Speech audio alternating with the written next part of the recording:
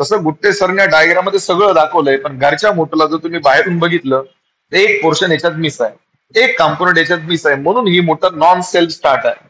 Non self start आहे, परत एकदा सांगतो नॉन सेल्फ स्टार्ट आहे. घरचे घरी जा, मोटरकडे थोडं बाहेरून बघा, तुम्हाला पांढऱ्या कलरची एक डब्बी दिसेल. अरे नालायकांनो, अशी डब्बी दिसते पांढऱ्या कलरची, वर त्याच्यावर लावलेली असते बघा, त्या डब्बीला कंडेन्सर म्हणता. बोला. फॅनच्या वर पण असते ना. It's a condenser, it is a type of capacitor, त्याला इलेक्ट्रोलाइट कॅपॅसिटर म्हणतात. ज्या इलेक्ट्रोलाइट कॅपॅसिटीची व्हॅल्यू मायक्रो फॅरेड मध्ये असते, जो इलेक्ट्रोलाइट कॅपॅसिटर वरून लावला जातो मोटरचा स्टार्टिंग टॉर्क वाढवण्यासाठी आणि मोटरला सेल्फ स्टार्ट करण्यासाठी. म्हणजे विचार करा, जर तुम्ही तो कॅपॅसिटर काढला तर मोटर फक्त कुदते फिरत. मग सांगा मला, आता ही तर मोटर नॉन सेल्फ स्टार्ट आहे ना, मग याला सेल्फ स्टार्ट करण्यासाठी वरून आपण कॅपॅसिटर लावतो, हो का नाही? काही काही जण एक्स्ट्रा डोकं लावता बघा, एका मजल्यापर्यंत पाणी जाते, दुसरा मजला वाढवला तर ते 2 कॅपॅसिटर लावतात.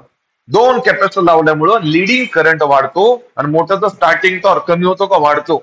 स्टार्टिंग टॉर्क जेवढा मोटरचा जास्त, तो पाणी जास्त खेचत नाही, लवकर खेचतो, माहितीये ना. कधी कधी तुम्ही ऑब्झर्व करा, आपल्या कॉलनीमध्ये जो सगळ्यात शेवटी मोटर ऑन करतो त्याला पाणी मिळत का नाही मिळत बाळांनो? त्याचं रिझन काय? जो सगळ्यात पहिलं मोटर ऑन करतो पाणी बी खेचतं आणि अख्ख्या कॉलनीचा करंट बी खेचतो, माहित आहे का?